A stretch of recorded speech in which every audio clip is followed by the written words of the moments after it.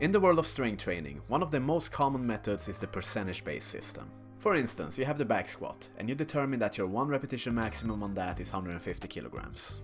A common method for the compound lifts is using 5 sets of 5 reps, and then on week 1 you might program 70% of that, and then you increase by 5% every week, so in week 2 it would be 75%, in week 3 80%, and then in the 4th week you would take a deloading week, and perhaps a max out session at the end of that deloading week to determine a new 1 repetition maximum. And this right here is a classic example of the 3x1 overloading format, that is, you overload for 3 weeks and then in the 4th week you take a recovery week. And this of course is just one small example, there is millions of other ways to use percentages for strength training. But there can be a couple of problems when using percentages.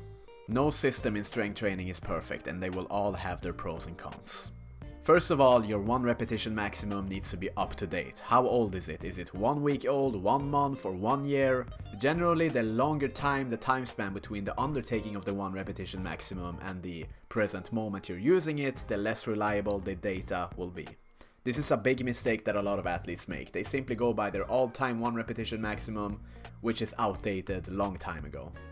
Another potential problem is that your fitness, it will fluctuate on a day-to-day basis. One day you might feel strong and one day you might feel like crap. There can be millions of factors that affect this. Your sleep quality, your experiences in your personal life, there is just too many factors. And if you have a percentage set in stone and you feel like crap on one day and you still have to finish that, it can become problematic. Also, something that is not discussed enough is that maxing out is a skill. It's not an easy thing to give it all you got in one single moment, tighten the correct musculature, and just go at it. And this is certainly something that beginners will not possess when just starting out. It takes a lot of time to learn the skill. So if you're a beginner and you're maxing out on a given lift, that data might not be reliable. And finally, there is one more thing. Let's say you're a powerlifter.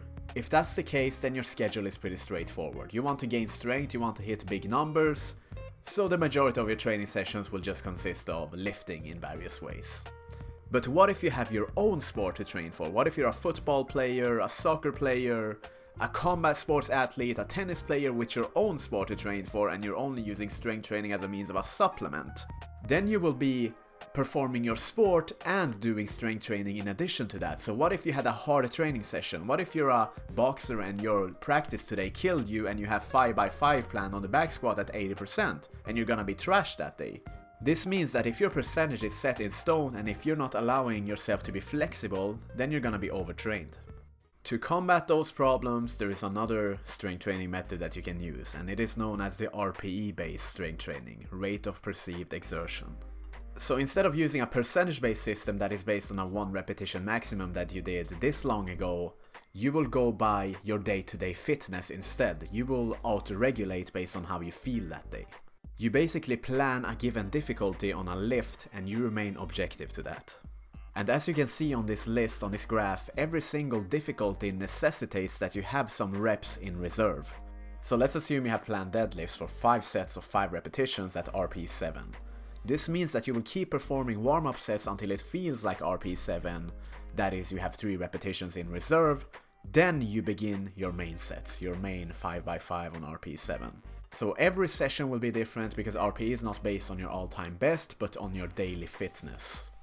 Now, like we said, there is no perfect system and the RPE is not an exception to that rule, and there is one apparent problem with it, the subjectivity.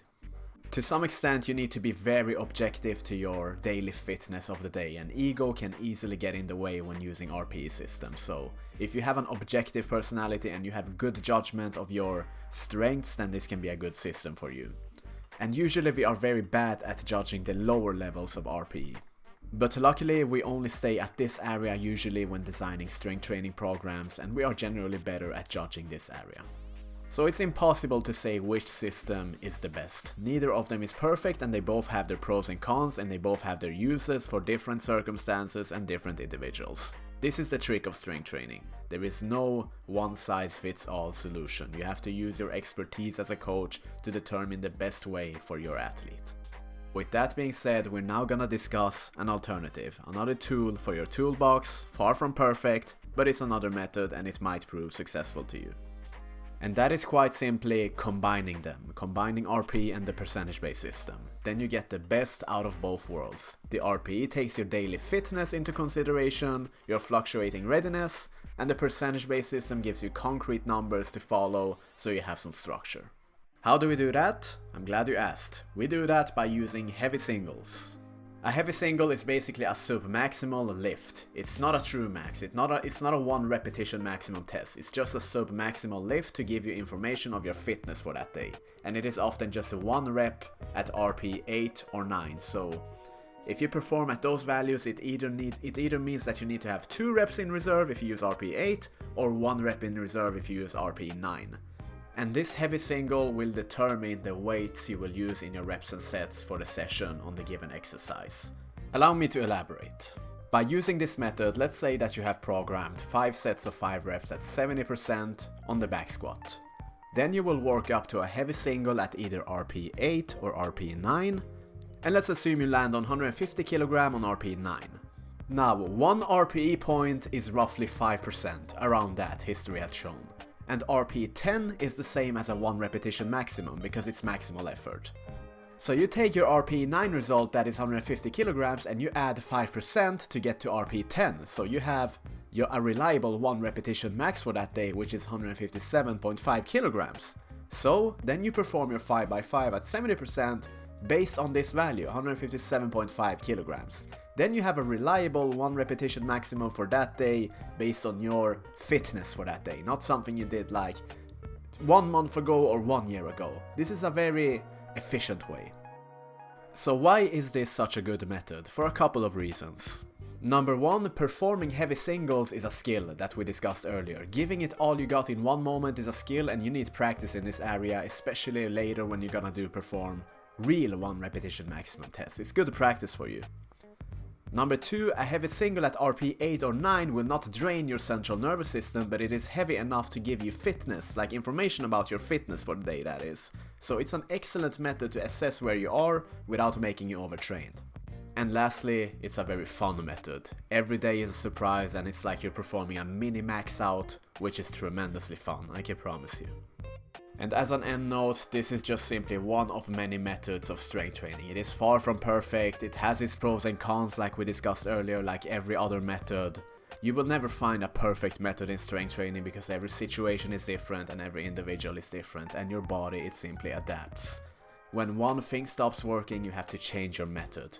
You can do low reps and high sets for a period, but then it stops working. You can do high reps and low sets for a period, and then that stops working. This is simply another method that you can use in your toolbox, and it's not gonna work forever like any other method. You simply have to change things up and remain flexible. That is the art of strength training.